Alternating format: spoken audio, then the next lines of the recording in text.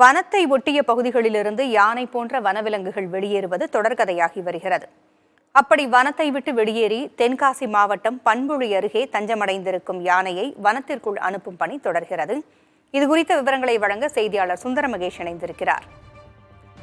சுந்தர மகேஷ், யானையை வனத்திற்குள் விரட்டக்கூடிய பணிகள் தொடர்ந்து நடைபெற்று வருகின்றன. என்ன திட்டம் வைத்திருக்கிறார்கள் யானையை விரட்ட? எவ்வளவு நேரமாக யானை இங்கே இருக்கிறது?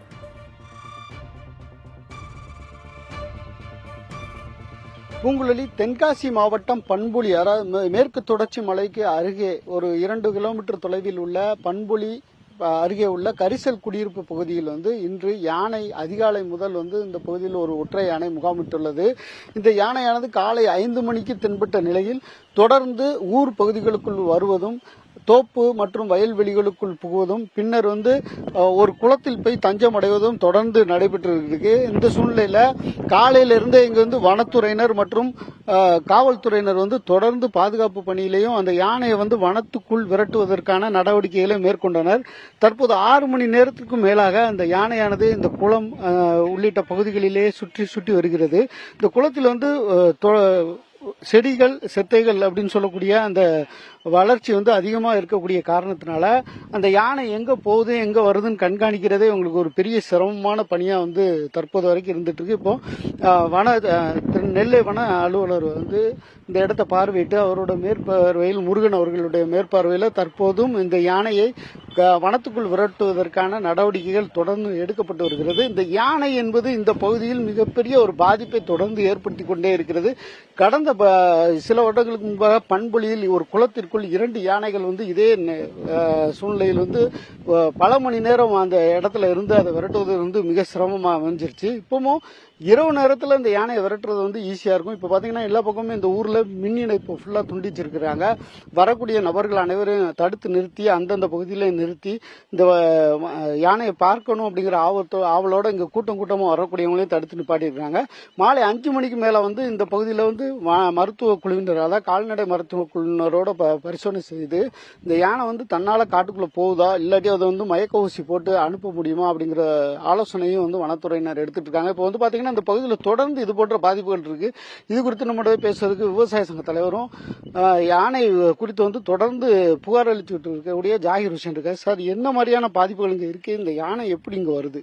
சார், மேற்கு தொடர்ச்சி மலை அடிவாரத்தில் நாங்கள் பல்லாயிரக்கணக்கான ஏக்கர் தென்னை வாழை எல்லாம் பயிரிடணும். இது என்னன்னா வனத்தை விட்டு 12க்கு மேற்பட்ட யானைகள் வனத்தை விட்டு வெளியே தொடர்ந்து 1 வருஷமா வனத்துக்குள்ள போகாம இருக்கு.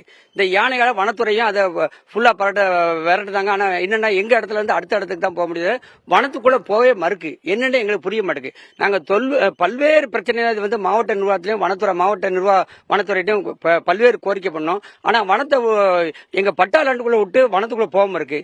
இப்ப பாருங்க, அன்னைக்கு ஒரு 2 வருஷத்துக்கு முன்னால இதே மாதிரி ஊருக்குள்ள, அதாவது 10 கிலோமீட்டருக்கு இந்த பக்கம் ஒரு ஊருக்குள்ள குளத்துக்குள்ள 2 நாளா கடந்து அதை விரட்டுறதுக்கு கடுமையான கஷ்டப்பட்டாங்க.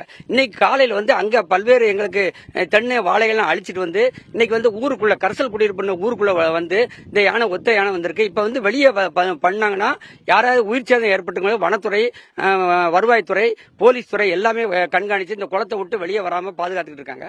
இது 6 மணிக்கு மேல இது தன்னால வெளியே போயிருமா அப்படின்னு பாத்துட்டு இருக்காங்க. இல்லாட்ட வேற நடவடிக்கை எடுக்காமன்னு பார்த்து முயற்சி பண்ணிக்கிட்டு இருக்காங்க.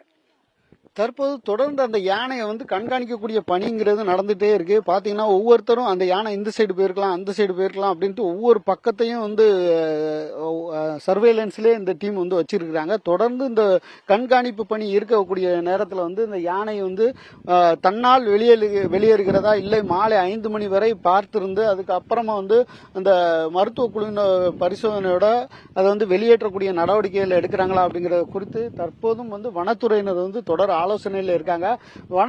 மாவட்ட வன அலுவலர் முருகன் தலைமையில இங்க ஒரு 3 வனச்சரகத்துக்கு உட்பட்ட சுமார் ஒரு 40க்கும் மேற்பட்ட வனத்துறையினர் இந்த யானையை வெளியேற்றக்கூடிய நடவடிக்கையில தொடர்ந்து ஈடுபட்டு வர்றாங்க. பூங்குழலி, யானையை வெளியேற்றுகின்ற பணி தொடர்ந்து நடைபெற்று வருகிறது. யானை தானாக வெளியேறுமா அல்லது அடுத்த கட்ட நடவடிக்கை எடுக்கலாமா என்பது குறித்த ஆலோசனையும் நடந்து வருவதாக தகவல்களை தெரிவிச்சிருக்கிறீங்க. நன்றி சுந்தர மகேஷ்.